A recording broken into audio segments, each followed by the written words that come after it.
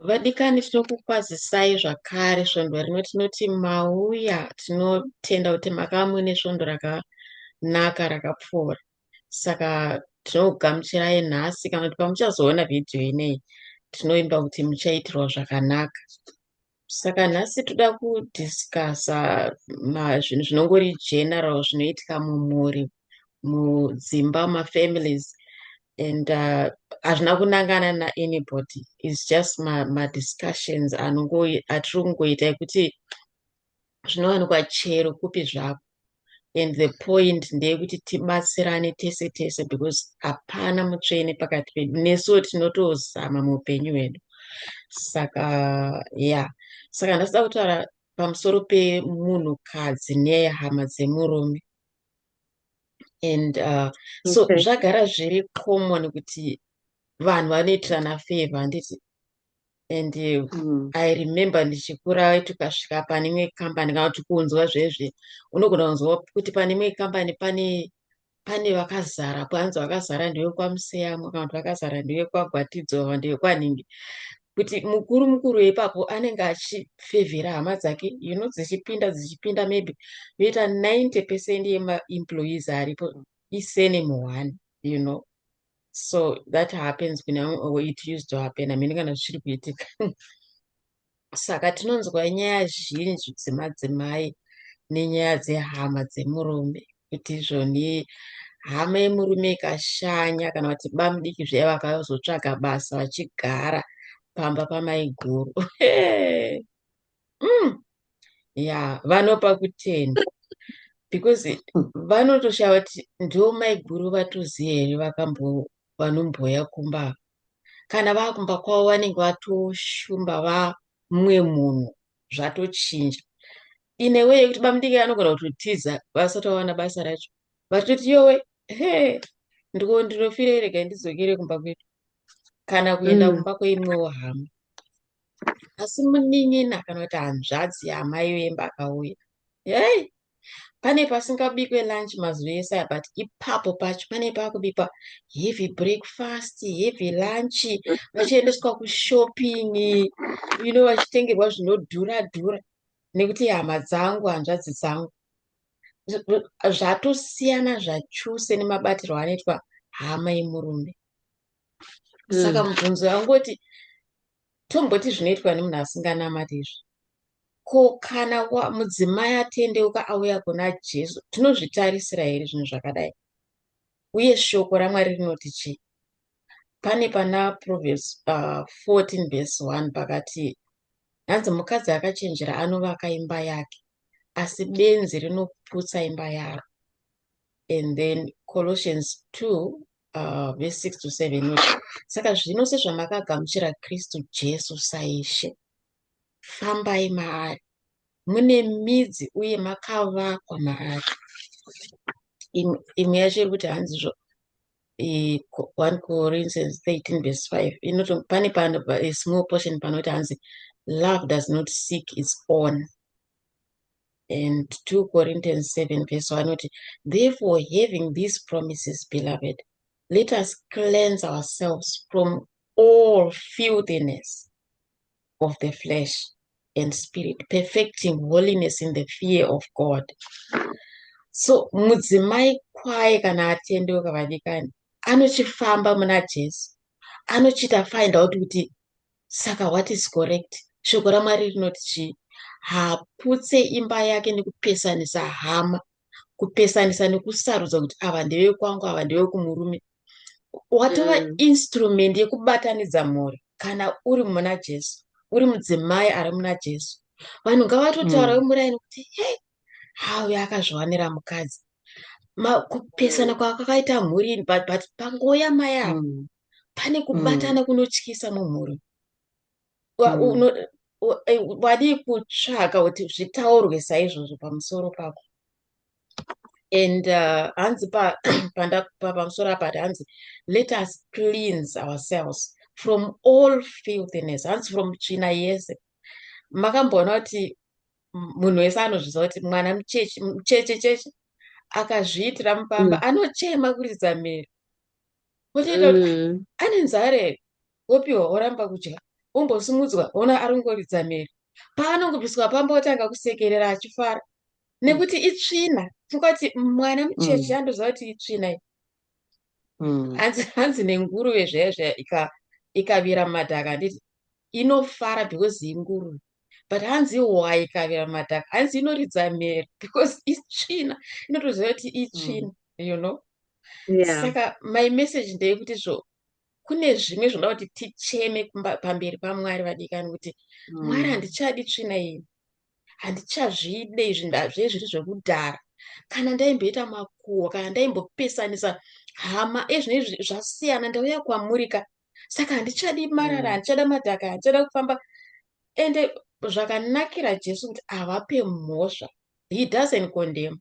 Kana vanotofara kubatsira, you know, kuti vakakubatsira kuti kuti handichanyima naye, wada kutongopa, wakunzwa wada kuti pane vanhu vari kupfuura murodhi vari kuzvipfuurira naye kuti naye kuti vanokuchinja kukushandura kuti kunyima kwese kunopera, have makuhwa inopera, kuvenga kunopera, kuipa kunotongopera. Saka vadikani ndo zvakaita Jesu ava.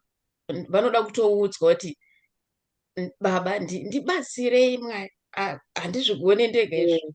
Because hapana anozvigona ega madzimai, hapana anozvigona ega. Tese tinofanira kutotsvaka kubatsirwa naMwari. Saka aminoti vamwe vangu vanoti nazvezvi.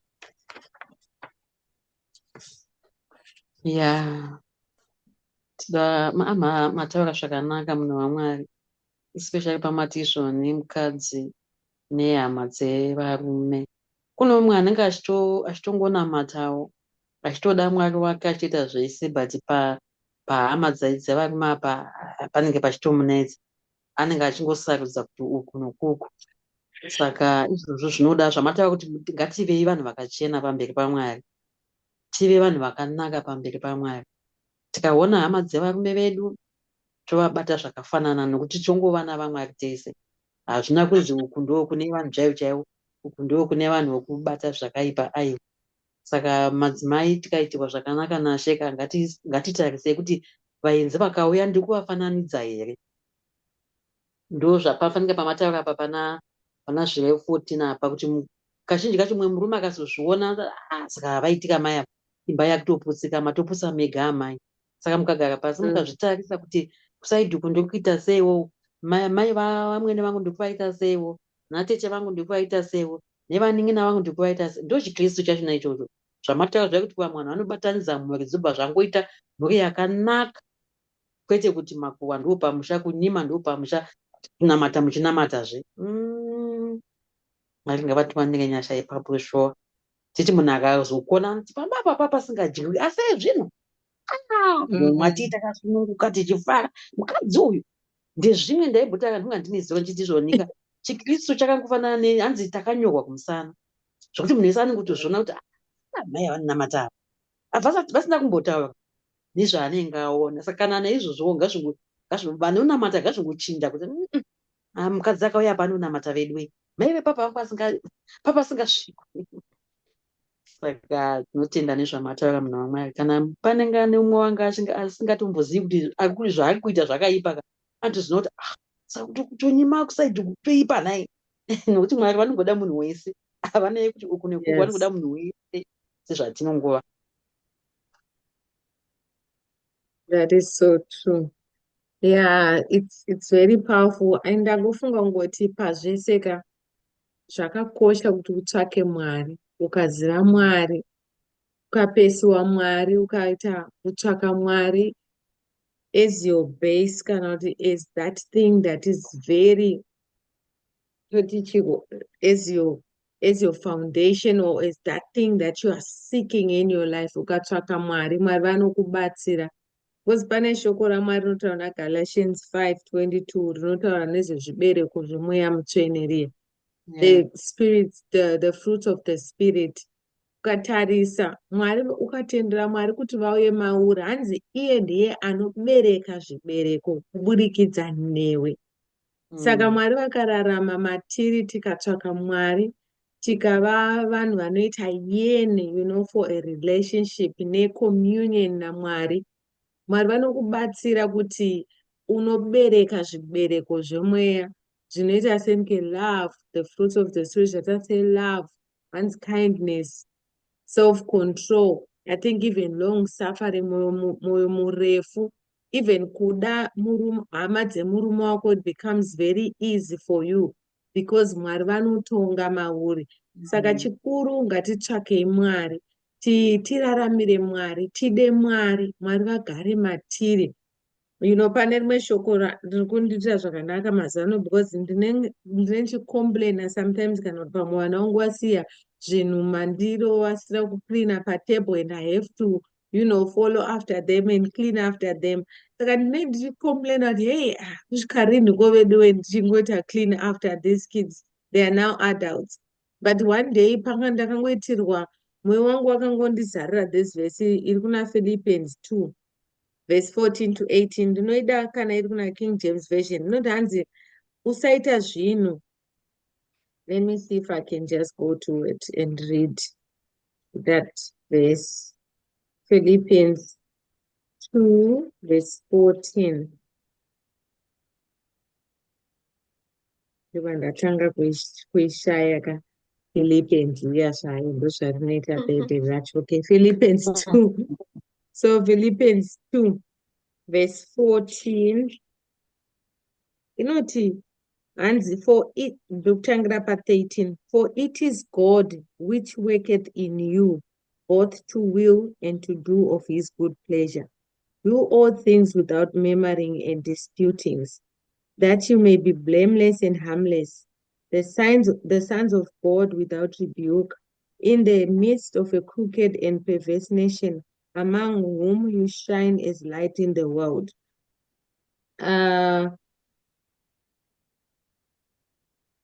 One sec.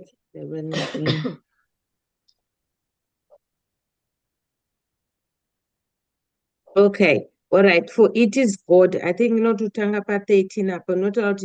It is God who worketh in us. Mwari ndo vanoshanda through us to be able kuti tiite zvinhu zvakanaka, kuti tive neunhu unozonzi iye ndamai ava kana kuti iye ndemusikana ava kana kuti iye ndebaba avo. NdiMwari vanoshanda matiri. Saka hanzi Mwari ndiye anotipa simba rekuita zvinhu. So sometimes tinchicomplaina unnecessarily, but simba rachona is not our own. Mwari ndiye anoshanda through us kuti gonesa kuti titoita those things. Saka tikatsvaka Mwari, I think chikuru chakakosha pane message yamatasidzori very powerful kuti tinofanira kunge tine ukama naMwari, tinofanira kutsvaka Mwari. Tikatsvaka Mwari, Mwari vanotibatsira kuti even ukatarisa pama10 commandments avo paipe, vadzidzi vanozobvunza kuti murayiro mukuru ndeupi Mwari out of all these commandments. Vanotaura vachiti love the Lord your God and no one else and no other God. Vanobva vataura futi kumberi notaura kuti and love thy neighbor as you love yourself.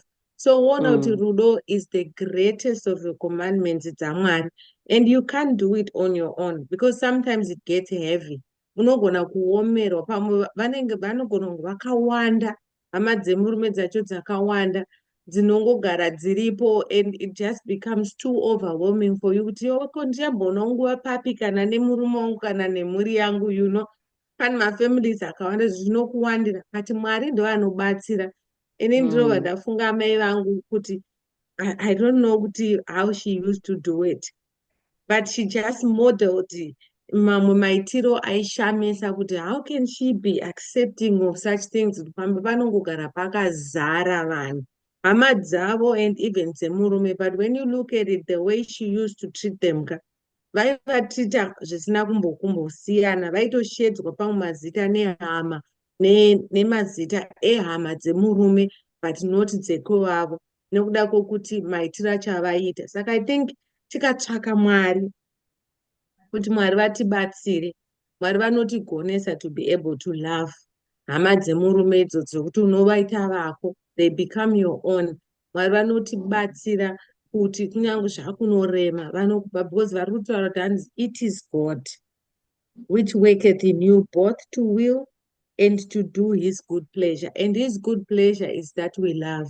Saka ngatingotsvakei Mwari vadikani, Mwari vatibatsire vanotigonesa kuti tigone kuda hama dzevarume, tigone kuda whoever, tigone kuita follow after, tigone kuramba tichingopfuurira mberi nekungobatsira kana kuti kuita sei.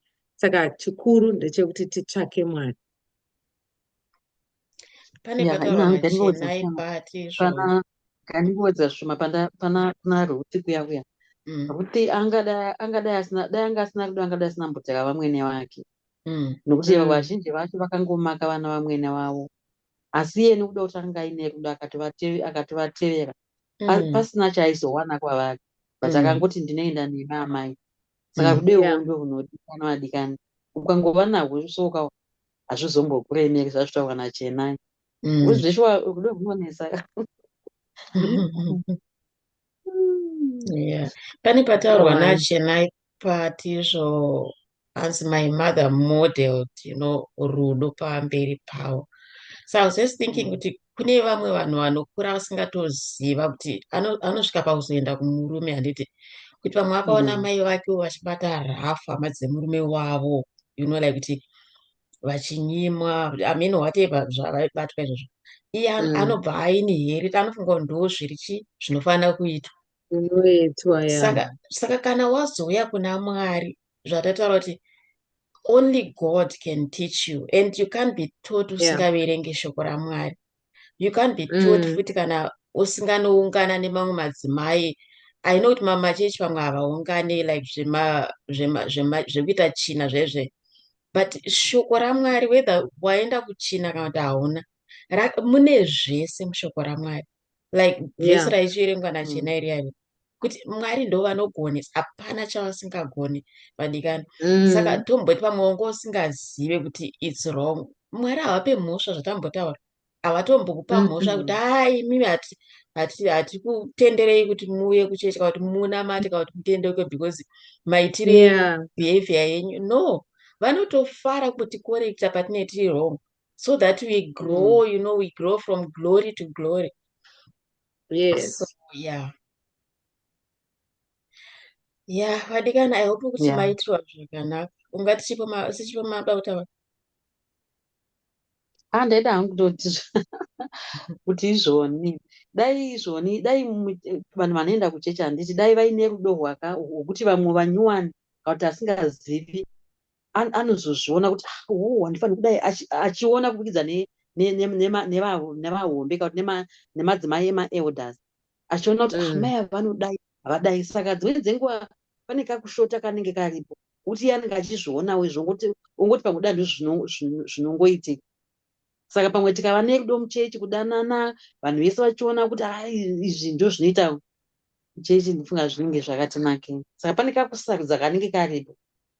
Isusu vatendi vachona, munyuwani iye andizvina kuti ava vadava, akaenda kumbowani kuti Dzemurume handiziviwo. Iyo yetumapato yemuchechi tichatombonyatsoitaura mumwe musi. Inotopika yakazvimirira hayo yega, but I hope kuti maitirwa zvakanaka vadikani nezuva ranhasi. And like what we were saying, kuti hapana ari kukondema mumwe munhu, tiri kutongorimindana kuti Mwari vanokuda sezvauri, vanongoda kuti ukorekte any mistake yaunenge uchifamba mairi. Nesu tinotokorektwa naMwari, hapana asingakorektwa, hapana asingatadzi. Saka tinoimba kuti muchava nesvondo rakanaka, tinokuonai svondo rinouya.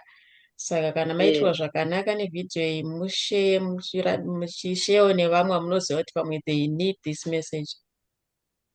Saka regai ndivhare hangu. Baba, ndinokutendai manheru ano nenguva yamatitendera pamberi penyu.